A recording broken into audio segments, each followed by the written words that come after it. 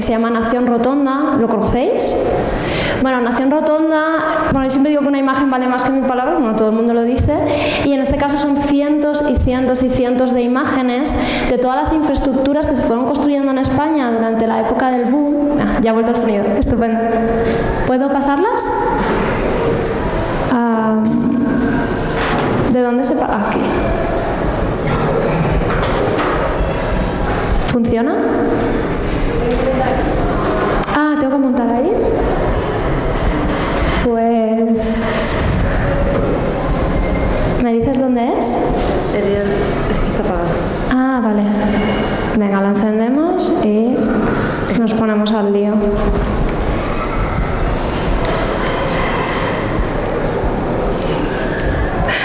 Bueno, pues nada. ¿Puedes intentarlo? Sí, vale. Va muy lento. Bueno, lo que os comentaba, es un trabajo que hicieron un grupo de arquitectos, se llama Nación Rotonda, lo podéis encontrar en internet, súper interesante, además millones y millones de imágenes vía satélite, donde se ven todas las infraestructuras que se construyeron en su momento y que ahora se han quedado desiertas realmente, incluso actualmente siguen desiertas, ¿no? Creo que para mí es una manera de ver, ¿no?, hasta dónde nos fuimos, ¿no?, hasta esas expectativas de futuro que había en el sector de la construcción, que había en el sector industrial y esa manera de trabajar, de ir a ese futuro que, bueno, que al final nunca llegó, o al menos de momento no ha llegado. Al final, en el momento, bueno, esto es en la crisis, habían 3,4 millones de inmuebles vacíos, los siguen habiendo, más o menos el número se ha mantenido, y nos gastamos millones y millones y millones en infraestructuras que nunca se han llegado a utilizar. ¿En qué momento estamos ahora, no?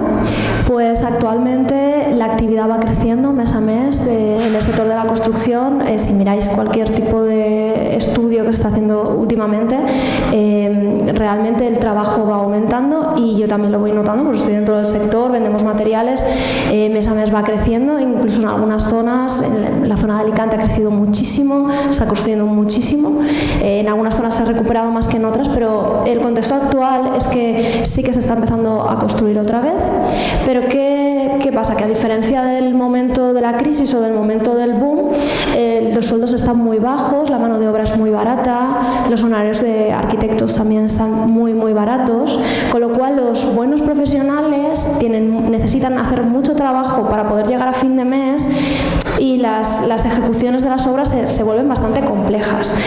La situación actual también, no tenemos mucha mano de obra cualificada, con lo cual empieza cada vez a haber más trabajo y la gente que hay no es capaz de ejecutarla o no es capaz de asumir tanto trabajo, ¿no? Y este es un poco el contexto en el que nos encontramos, ¿no? Ese boom donde las expectativas eran altísimas, había mucha gente trabajando, muchos millones en juego, se invirtió mucho, esa crisis donde de pronto se paró todo, no solo el sector de la construcción, sino toda la industria relacionada con el sector de la construcción. Al final la industria que sobrevivió fue aquella que fue capaz de reinventarse, que fue capaz de crecer y que fue capaz de internacionalizarse.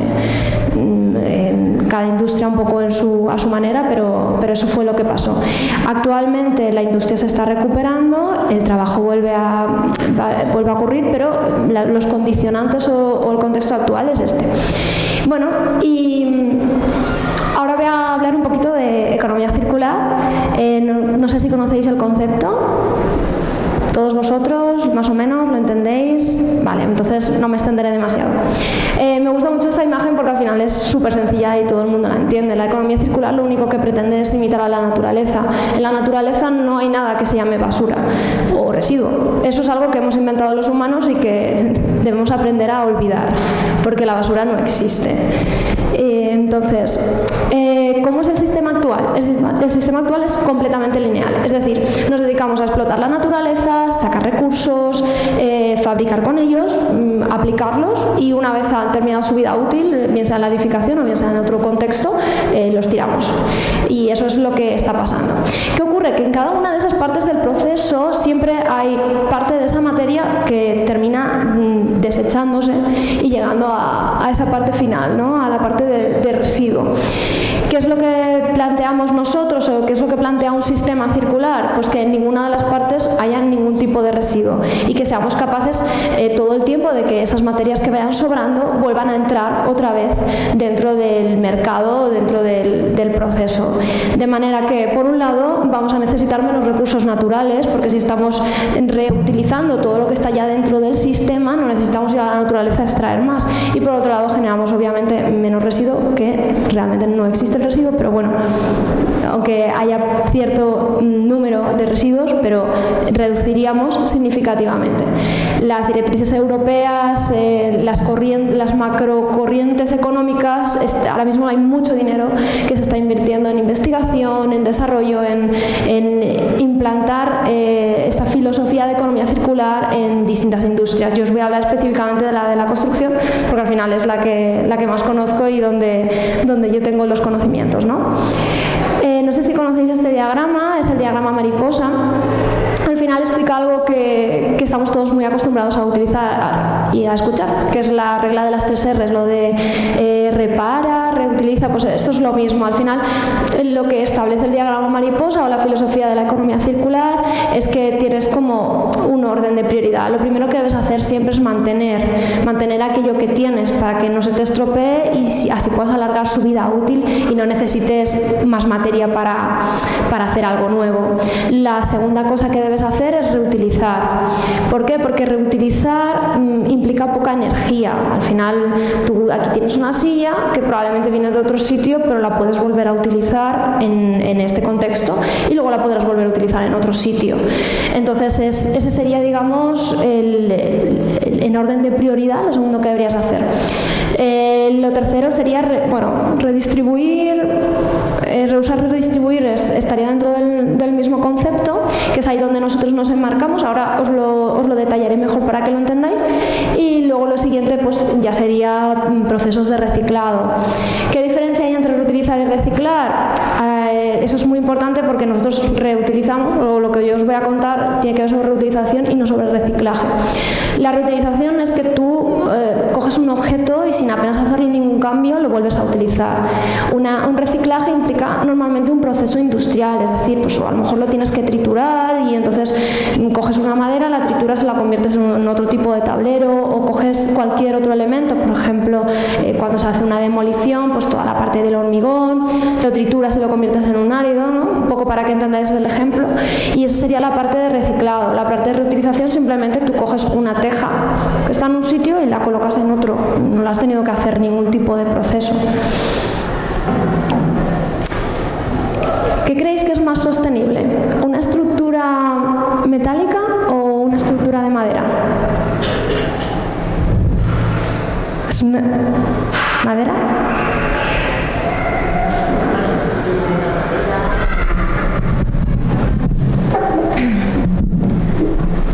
Me imagino que dependerá de muchos factores, de dónde venga la madera, de dónde venga el metal. No sé, si es metal reutilizado, pues quizás es más sostenible el metal y no la madera. Si la madera viene de un bosque sostenible, pues será la madera.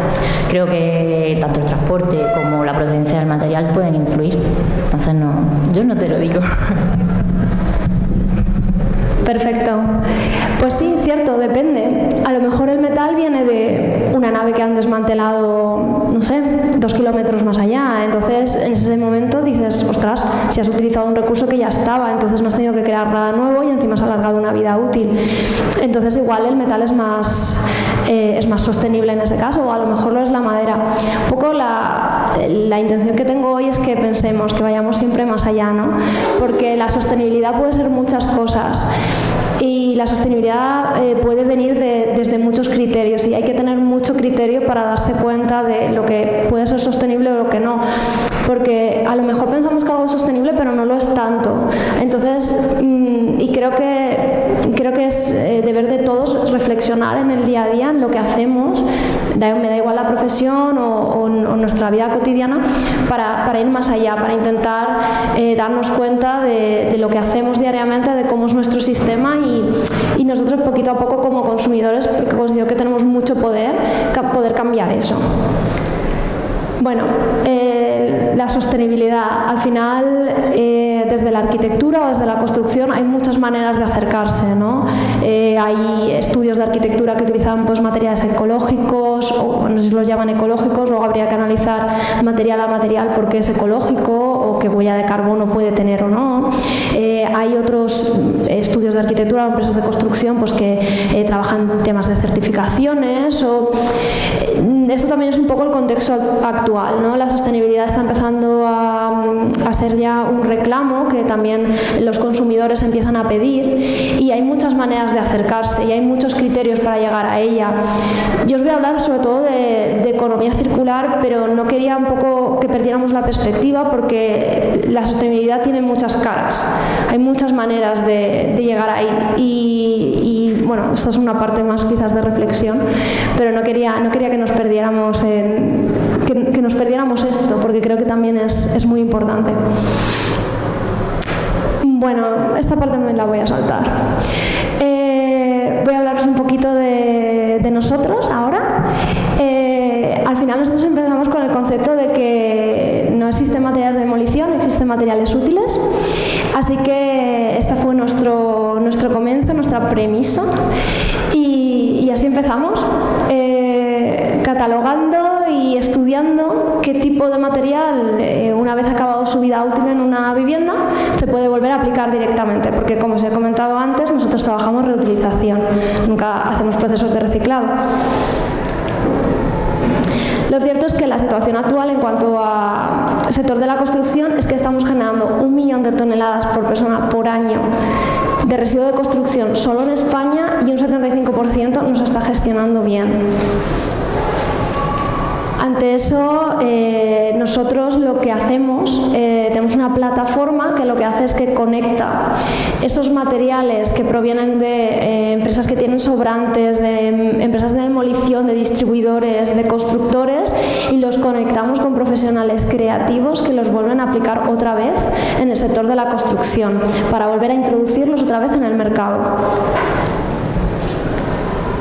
Al final, el concepto es muy fácil. Utilizamos la tecnología con un sistema descentralizado. Nosotros lo que hacemos es que localizamos estos materiales y los transportamos desde donde están hasta donde se necesitan. Es decir, no tenemos material, no tenemos almacén propio, no lo necesitamos. Doblaríamos la logística y aumentaríamos la huella de carbono si lo hiciéramos así. Con lo cual, utilizando las herramientas y la tecnología que existe actualmente y sin inventar nada nuevo, estamos trabajando un modelo de gestión innovador que lo que intenta o lo que trabaja es que esos tipos de materiales no se queden fuera del mercado, sino que los coloca en un catálogo, los hace visibles para todos los profesionales que los quieran utilizar, y de esa manera pues pueden volver mucho más fácil al mercado y no se terminan convirtiendo en esa invención estúpida que se llama residuo. Al final, un poco para que entendáis las dos partes que trabajamos, tenemos las empresas de construcción, demolición y los fabricantes, que son aquellos que proveen el material. En el caso de las empresas de demolición, todos los materiales vienen pues, de derribos o de viviendas que se han desmantelado. En el caso de fabricantes y distribuidores, pues trabajamos partidas que se quedan sin vender, que ya tienen muchos años, que tienen que no saben ya qué hacer con ellas, que están en almacén, que les están costando dinero, que son materiales perfectamente útiles y que tristemente en algunos casos acaban en vertederos.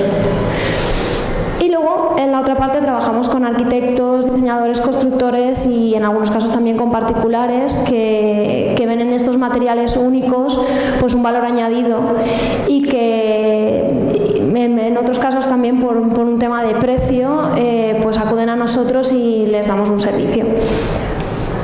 Voy a contaros un ejemplo súper sencillo y lo vais a ver súper rápido. Una empresa de demolición llega aquí y se da cuenta de que hay un material que tiene pues, un potencial enorme. Así que deciden recuperarlo, lo paletizan. Al mismo tiempo, pues Cristina está construyéndose un tejado y necesita materiales. Así que viene a nuestra plataforma y elige y pues encuentra aquello que ella necesita.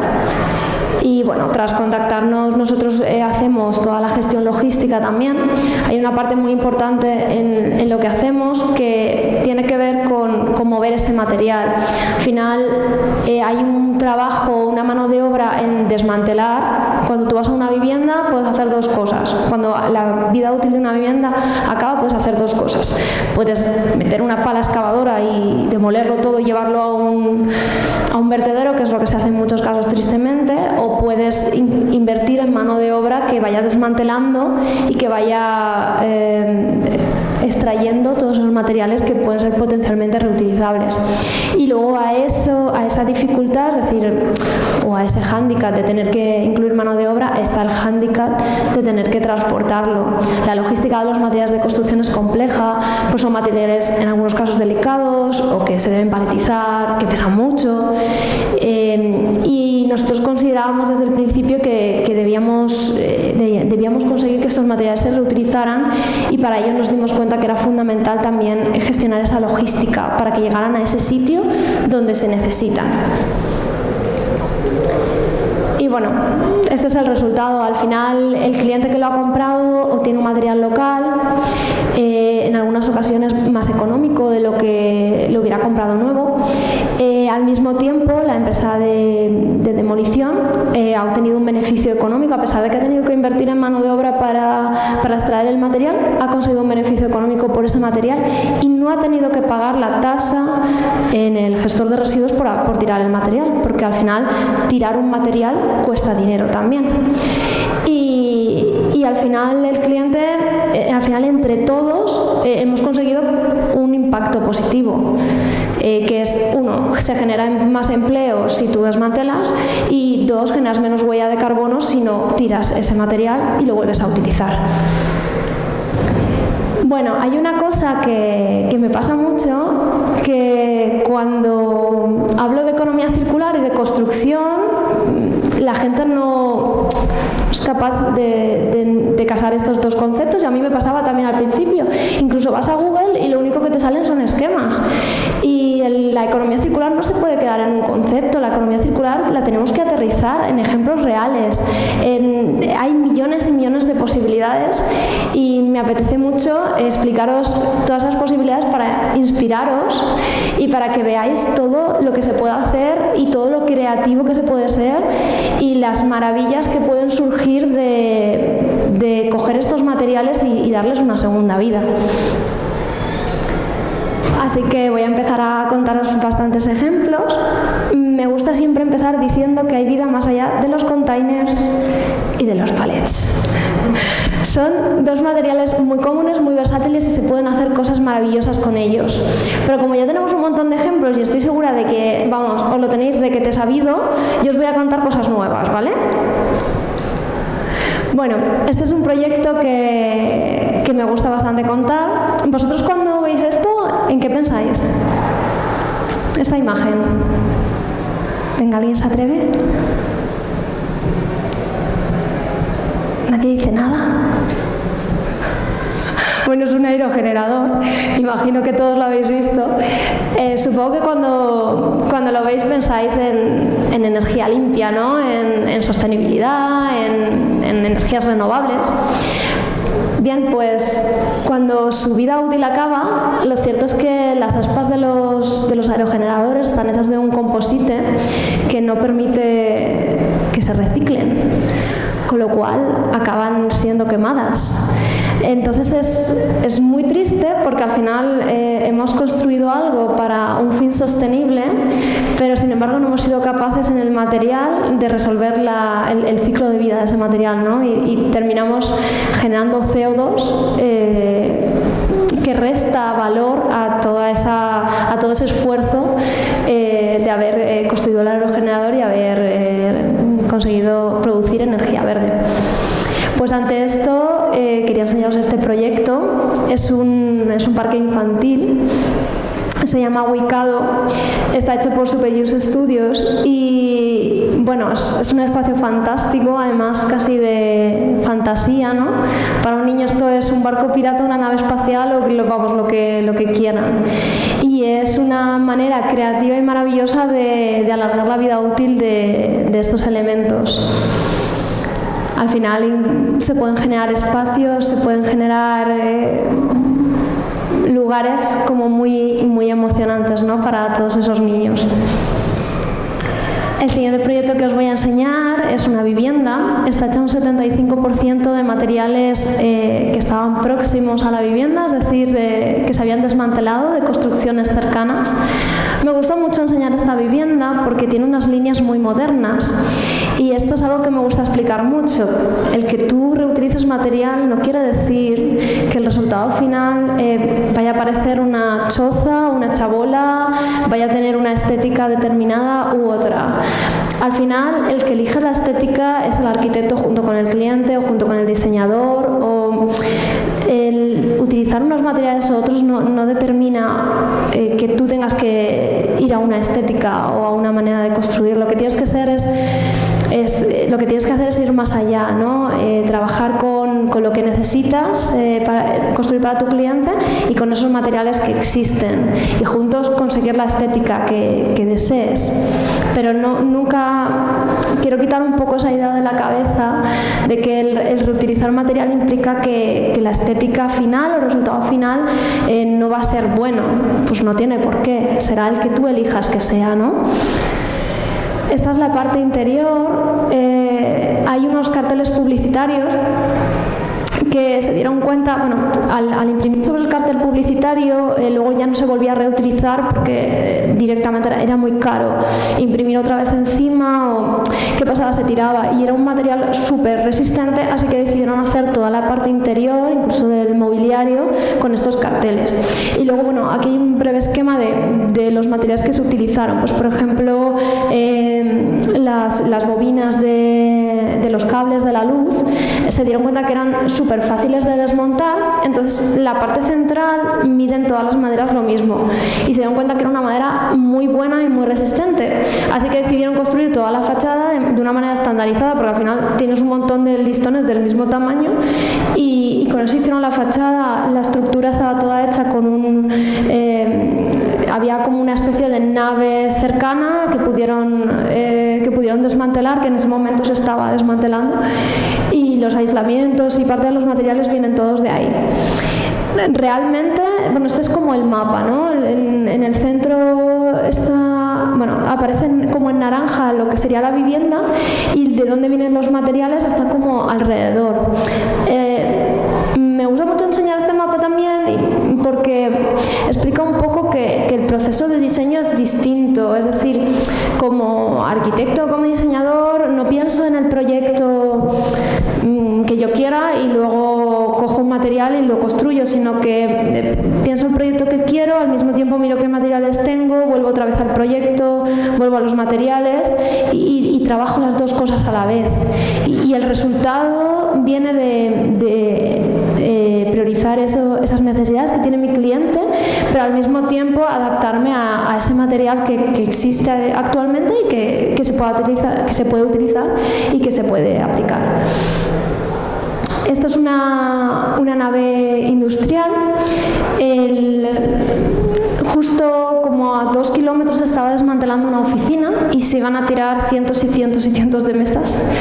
Entonces se dieron cuenta que los tableros de las mesas eran súper resistentes y dijeron, pues este tipo de tablero puede ser pisado, pero bueno, resbalaba un poquito, así que lo que decidieron hacer, veis todas esas líneas, pues con unas pequeñas brocas construyeron este dibujo, ¿no? Y al final con un poquito de creatividad y con este tipo de material, pues generaron este espacio, ¿no? Y esta perspectiva tan bonita, ¿no?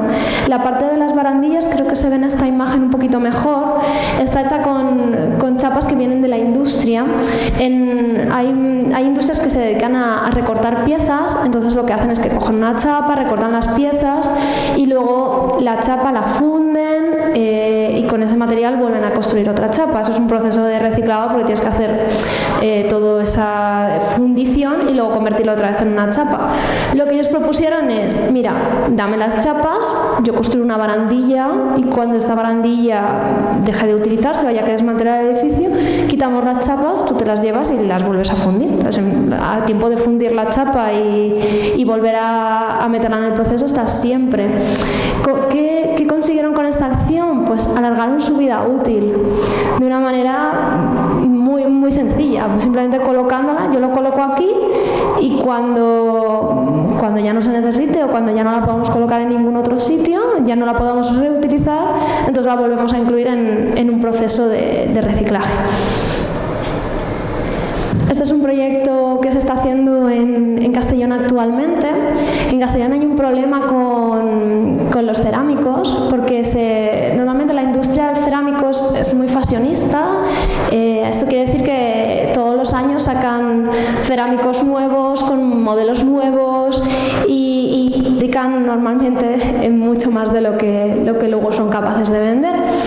¿Qué ocurre? Que el cerámico descatalogado de hace 1 o 2 años, bueno, igual por otros medios se puede vender, pero el de hace 10 o el de hace 20 es muy difícil. Entonces hay incluso almacenes aún en Castellón que acumulan y tienen cosas muy antiguas que ya ni siquiera se consideran vendibles y no sabían muy bien qué hacer con ellos.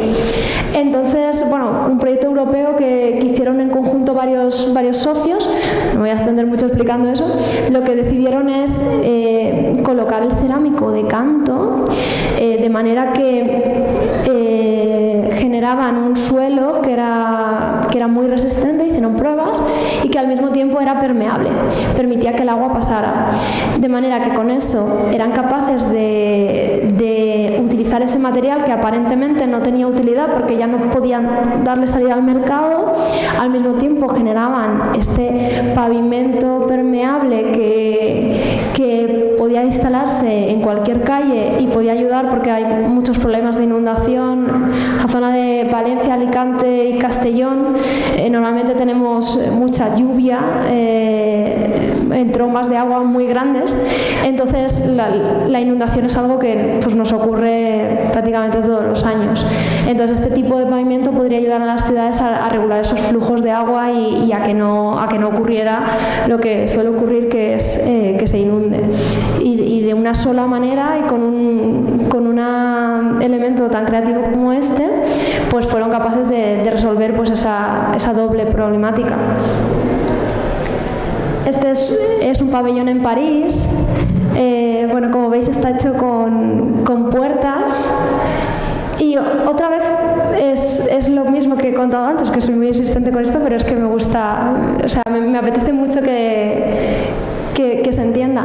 Y es que ellos antes de construir el pabellón miraron qué tenían alrededor, es decir, qué tenían disponible, qué podían utilizar. Nosotros con la plataforma queremos ser eso, queremos ser esa ventana para el profesional para que se dé cuenta de lo que tiene cerca y pueda aplicar, ¿no? Que no tenga que hacer esa búsqueda a mano. Al menos ese es nuestro objetivo. Entonces vieron lo que tenían cerca y con lo que tenían cerca lo construyeron. Este es el espacio interior, que yo creo que no tiene nada que envidiar a ningún otro espacio interior. Y bueno, incluso las sillas, todo era reutilizado, era próximo. Este es un edificio, es un antiguo balneario que se llamaba Tropicana, está en Rotterdam y estuvo muchos años cerrado. Y al parte de reutilizar materiales, pues yo también creo en la reutilización de edificios, creo que estamos en un edificio maravilloso, ¿no? Y decidieron montar aquí digamos un coworking para empresas que están trabajando en temas de economía circular. Así que qué mejor que reutilizar un edificio cuando quieres insertar o meter muchas empresas de economía circular dentro. Se encontraron con este espacio interior y el reto era compartimentarlo para que todas esas empresas pues, pudieran tener sus propios espacios y pudieran trabajar dentro. Así que bueno, se encontraron con una demolición próxima donde se desmantelaron un montón de ventanas y decidieron utilizar las ventanas para hacer las compartimentaciones. Y Y bueno, este es el resultado. ¿Qué les pasó? Imaginaros que nosotros hubiéramos hecho el proyecto de cero y hubiéramos dicho, pues ahora vamos a compartimentar y vamos a utilizar vidrio. Pues hubiéramos cogido y hubiéramos puesto un vidrio, otro vidrio, ¿verdad? ¿Qué les pasó a ellos? Que las ventanas no encajaban, porque las ventanas tenían ya la medida que tenían, porque venían así. Así que decidieron poner una ventana abajo y las de arriba hacer este zigzag para poder encajarlas entre ellas, y la parte de la repisa la hicieron con estos carteles antes publicitarios que os he dicho que eran tan resistentes, pues lo montaron así. Lo maravilloso de estar allí, porque yo he estado personalmente, es que consiguieron cierta privacidad en los espacios, porque como los vídeos están doblados, hay un montón de reflejos, la luz pasa de otra manera, ¿no? Y a mí es un ejemplo que me encanta porque el resultado es incluso mejor que si lo hubiéramos planteado de cero, porque ese juego de luces, de reflejos, lo hace maravilloso, ¿no? Bueno, aquí tenéis también otra vista para que veáis bien el tema de la curva. Luego las repisitas, pues cada uno se ha puesto ahí su plantita y su historia, ¿no? Y al final pues generas un espacio como muy singular y también muy propio, pero que tiene mucho sentido. Bueno, voy a contaros no solo mi modelo de economía circular, porque hay mucha gente que está haciendo cosas muy chulas, así que voy a contaros otros modelos porque creo que merece la pena hablar de ello, ya que venimos a hablar de economía circular. Algunos están más vinculados al sector de la construcción, otros menos, pero bueno, me apetecía mucho contároslo. Esto es una empresa que está en Valencia y son especialistas en inyección de plástico. Entonces, cogen plástico que es residuo, que se considera residuo, y con eso construyen mobiliario urbano, construyen vallados de jardines, bueno, tienen una gama de productos bastante grande. Y lo genial de esta iniciativa, lo que me gusta mucho es que reciclan, pero todo lo que hacen es reciclable y ellos se hacen cargo de lo que ellos han fabricado. Eso quiere decir que si yo te fabrico un banco y dentro de 10 años se te rompe, yo me lo llevo y te traigo otro. No sé si hay una diferencia de coste, quiero decir, pero que eso nunca va a ser un residuo porque lo he fabricado yo, sé perfectamente el plástico que he utilizado, así que lo puedo volver a meter en mi proceso y te puedo volver a dar otro banco, ¿no? Y me parece una propuesta muy interesante porque también ahora mismo el plástico, tenemos muchos problemas con los plásticos, sobre todo con los plásticos de un solo uso. Entonces, cuando hablamos de utilizar plástico, no sé, muchos pensamos que igual no es la solución más sostenible, un poco lo que os comentaba al principio, que tenía que ver con el criterio que íbamos a utilizar para pensar si algo era sostenible o no. Al final el plástico no tiene por qué ser malo si tú lo puedes usar de manera infinita y siempre le das esa continuidad y eres capaz de generar un producto que va a estar mucho tiempo ahí. Este es un proyecto que también me parece súper interesante y en este caso es una empresa que lo que hace es que fabrica aislamientos térmicos con paja de arroz. En concreto están utilizando paja de arroz porque están en Valencia, pero podían utilizar distintos tipos de pajas, tanto de trigo como de otros productos, porque por lo que me han contado, porque conozco personalmente a una de las chicas que está trabajando aquí, realmente pueden utilizar como cualquier tipo porque las características son muy similares. ¿Qué consiguen con esto? Pues consiguen que en Valencia no se queme la paja de arroz, es un problema bastante importante allí. Hay varios días al año en los que el ambiente está muy contaminado, incluso nos recomiendan que pues, si haces ejercicio en la calle que no lo hagas, porque se hace la quema de la paja de arroz y todo el ambiente se llena de CO2, es un problema, es un sobrante que hay que gestionar de alguna manera y que hay que hacer algo con él, ¿no? Y al final ellos lo que hacen es generar un aislamiento térmico, además tiene unas características técnicas muy buenas y lo convierten en algo más, ¿no? Y alargan esa vida, ¿no? No es un residuo que otra vez lo consideramos residuo y lo quemamos. Luego hay otra empresa que también están en Valencia y ellos construyen tejas de plástico, otra vez plástico. utilizan lo que mucha gente consideraría un residuo plástico, para ellos no es un residuo, es una materia prima, y fabrican tejas.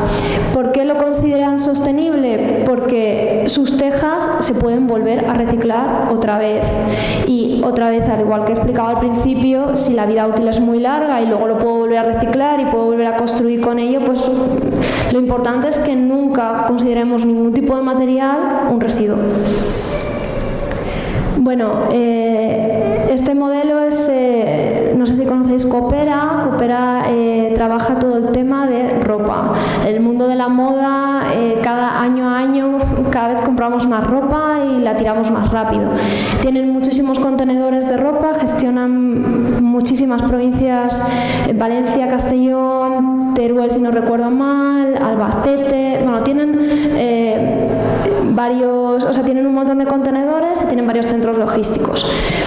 Lo genial de Coopera es que son una asociación, con lo cual todo el dinero que les va sobrando, por decirlo de alguna manera, o que tienen a final de año, lo van reinvirtiendo en I+D. Entonces tienen unas máquinas de separado de ropa bastante tecnológicamente avanzadas, contratan a gente que tiene problemas de inserción laboral, tienen un programa bastante bueno, y ellos lo que hacen es que al final toda esa ropa que se tira a esos contenedores la vuelven a clasificar. Hay ropa que se vuelve a vender, tienen unas tiendas especiales de segunda mano. Luego tienen una parte donde separan tejidos, hay tejidos de algodón que se pueden volver a utilizar para ciertas industrias, hay otro tipo, el tejido vaquero, también pues le quitan la cremallera y se realizan otros tipos de procesos, y al final están dando respuesta a un problema muy grave, que es el problema de la ropa, que al final acaba su vida útil y aparte cada vez aumenta más y más y más y más. Y bueno, habría que ver un poco cómo frenamos desde el lado del consumidor, más que dar una solución después. Pero bueno, me parece que están haciendo una labor genial, además, aparte por la parte social, porque emplean a gente pues y los forman y les dan una segunda oportunidad. Y bueno, ya estoy acabando. ¿Conocéis esta imagen? ¿Os suena de algo? Esta es la parte friki. ¿No suena ni un poco? ¿Nadie aquí tiene niños? Yo no tengo, pero a mí esta película me encanta. No. Wall-E. Sí. Bueno, pues para que la basura y los edificios no se nos confundan nunca. Y siempre me gusta acabar con esta frase, ¿no?, de Margaret Mead, que dice que nunca dudes que un pequeño grupo de ciudadanos reflexivos y comprometidos puede cambiar el mundo. De hecho, son los únicos que alguna vez lo han logrado. Así que muchas gracias y llega el turno de preguntas.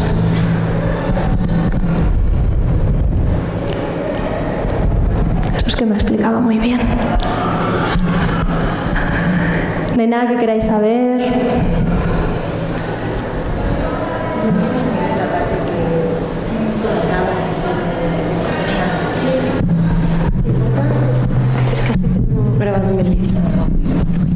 Que no entendía muy bien la parte que explicaba de que no tenéis almacén, porque os supondría más problemas de logística y más, no sé, contaminación quizás, porque al final cuando alguien dice un derribo, hay muchos materiales, si no consigues venderlos todos, ¿quién se queda ese material? Vale, nosotros actualmente tenemos un montón de almacenes asociados o colaboradores, un poco como queramos llamarlos. Entonces, ¿qué ocurre con el tema de las demoliciones? En general, los almacenes de demolición asociados son los que se hacen cargo de almacenar todos esos materiales. Nosotros actualmente no tenemos la capacidad, aparte económicamente supone también un gasto muy fuerte y no tenemos esa capacidad, pero intentamos dar respuesta dentro de lo que podemos. Entonces, por un lado, los almacenes nos ayudan a tener stock suficiente para poder dar respuesta a lo que nuestros clientes nos van pidiendo, porque a lo mejor a mí llega un cliente y me dice que necesita 200 metros cuadrados de teja. Encontrar actualmente una demolición donde se estén quitando 200 metros cuadrados de teja me resultaría muy, muy difícil. Pero tengo a mis almacenes colaboradores que sé que, por ejemplo, ejemplo, un material como la teja, que es muy versátil, van a tener suficiente. Entonces, en ese sentido, son ellos un poco los que se encargan. Y luego la parte de demolición, estamos empezando a plantear como nuevas pruebas, entonces intentamos vender los materiales incluso antes de que se produzca la demolición. Entonces, en muchas ocasiones incluso yo misma voy, fotografío, mido y intentamos que antes de que ese material se desmantele se pueda vender. En el caso de los suelos, bueno, ya un poquito con la experiencia que tenemos, porque llevamos trabajando con esto algo más de un año, pues por ejemplo yo te puedo decir, cuando se desmantela un suelo puede haber un 20% de merma, entonces ya más o menos puedo hacerme una idea de cuánto suelo se va a vender, es decir, cuánto suelo vamos a poder obtener y cuánto se va a poder vender. Es un modelo nuevo que estamos probando, aún necesitamos un poquito más de rodaje para conseguir que salga. Lo triste en este caso es que en el 90% de las demoliciones se mete una pala excavadora, se mete todo en un contenedor y se lleva un gestor de residuos. Cuando ese material entra al gestor de residuos, yo ya no puedo hacer nada, porque cuando tú pones una etiqueta en un material y dices que es un residuo, es burocráticamente muy complejo conseguir que a ese material le quiten la etiqueta que dice que es un residuo. Entonces nosotros intentamos que ese residuo, por dos razones al final, por una razón de burocracia, es decir, porque realmente no podemos descatalogarlo, es muy difícil si algo se categoriza como residuo quitarlo, y también por un tema de filosofía. Al final, como os he dicho al principio, para nosotros los residuos no existen, entonces intentamos que nunca llegue nada hasta ese lugar, aunque bueno, nuestras capacidades aún son un poco limitadas.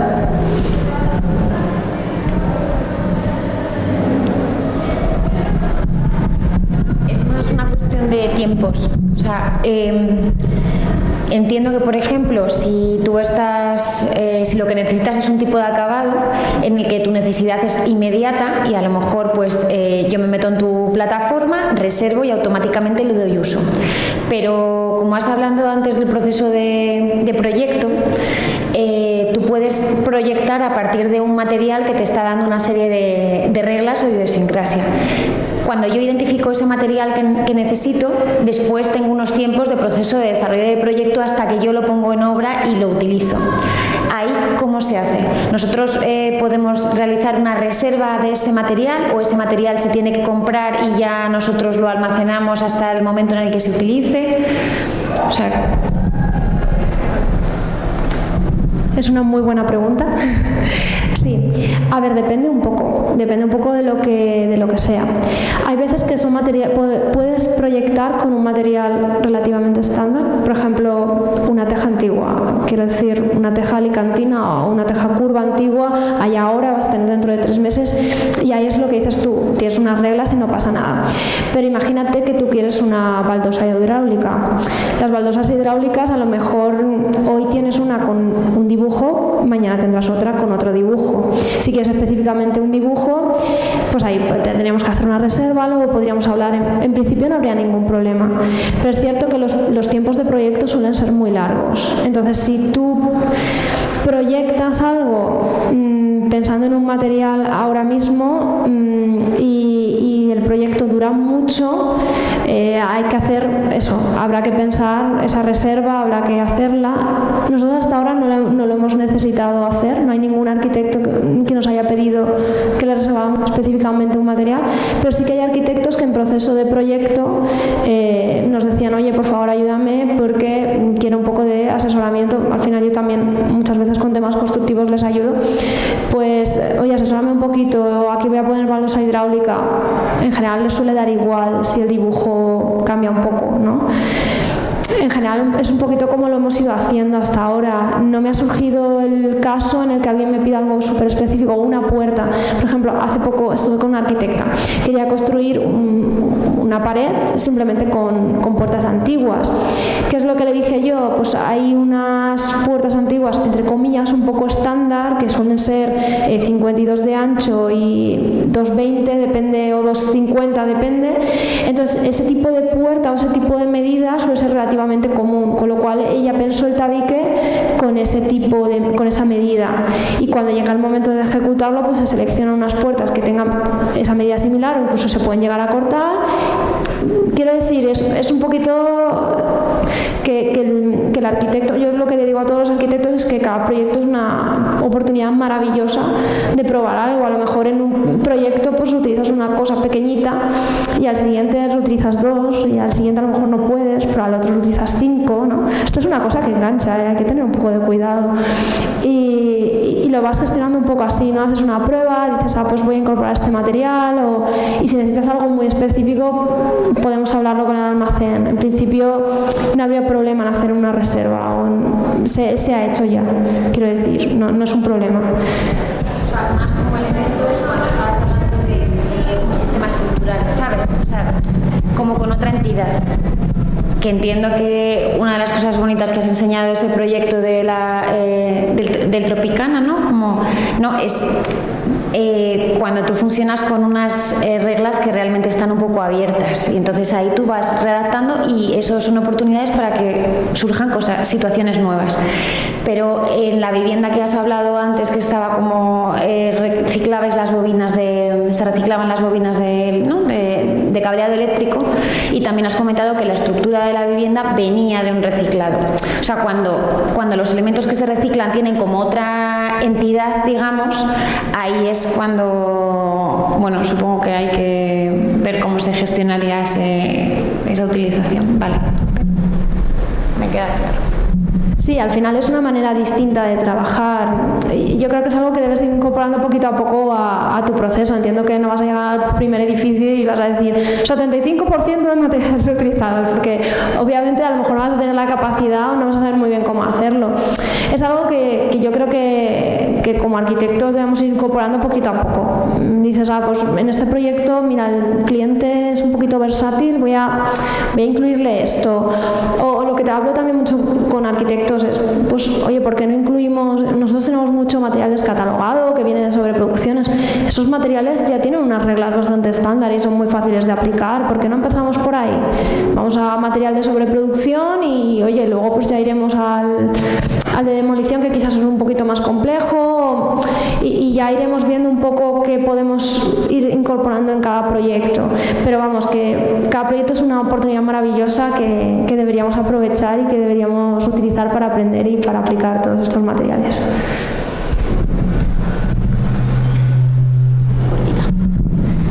Entiendo que tasáis vosotros los materiales cuando llega un aviso de algún almacén o algún derribo que se está haciendo. ¿Vais allí y tasáis el material? ¿O es la empresa la que os dice, oye, tengo tanto y te ofrezco tanto? Es una muy buena pregunta también. A ver, un poco de todo. En algunos casos trabajamos con constructores. ¿Qué pasa en el sector de la construcción? Incluso en la parte de diseño, que normalmente la gente no está muy especializada. Entonces hay empresas de construcción que tanto construyen como que hacen demoliciones. Algunas de ellas, las que son más medianas, suelen tener pequeños almacenes, y a veces algunas de ellas recuperan algo y lo guardan, porque aunque no sean expertos en demolición, pero sí que realmente ven, no sé, que esa puerta, hay puertas que son maravillosas, entonces es que es un crimen tirarlas, ¿no? Y ellos mismos las acumulan. En este caso, ellos son como menos especialistas o conocen menos el mercado de materiales de este tipo, de materiales únicos. Entonces, normalmente nosotros le ayudamos a poner un precio. Yo ya conozco los precios de mercado, entonces al final tú lo negocias. Oye, pues esto a tanto el metro cuadrado. O mira, si lo quieres sacar rápido, hay que bajarlo a este precio. Entonces ahí nosotros les damos una orientación. Cuando se trata de almacenes de derribo, que ya llevan muchos años trabajando con esto, ellos ya tienen sus precios. Entonces ellos, te diría que conocen el mercado, pero no siempre, porque lo que pasa con los almacenes de derribo es que es un sector cero digital, y se hablan entre ellos. Entonces, a lo mejor llegas a un almacén y tienen las tejas baratísimas y llegas al de al lado y las tiene al doble. Y dices, ¿por qué? Pues porque el señor del almacén ha decidido que esto vale tanto y ya está. ¿Y por qué? Pues sin ningún criterio aparente. Al final no están sectores como el cerámico, está súper regulado. Tú sabes muy bien el rango de precios donde te puedes mover y cada marca tiene un rango de precios muy específica.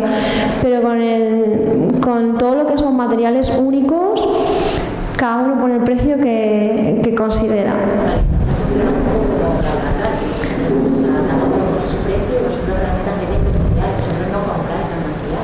Nosotros no compramos nada hasta que no nos lo han comprado. Es un poco nuestro modelo, porque al no tener almacén propio, pues no lo podemos almacenar. Entonces, cuando un cliente quiere un material, simplemente, nosotros siempre hacemos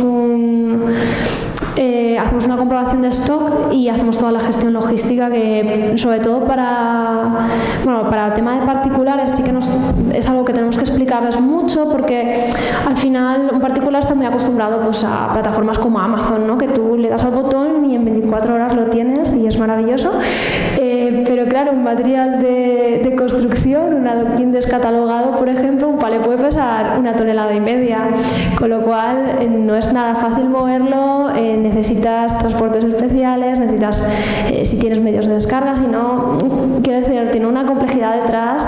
Entonces, cuando es un particular, le tienes que explicar, pues oye, mira, esto es así y esto es porque esto pesa de esta manera, entonces se carga así. Entonces, hacemos a veces un poco de labor pedagógica, y cuando son profesionales, pues en general entienden la dificultad que supone y agradecen mucho que incorporemos ese servicio y que les ayudemos, ¿no? Y que el material llegue en el momento que ellos lo necesitan. Para nosotros es importante. Tenemos que ir cortando.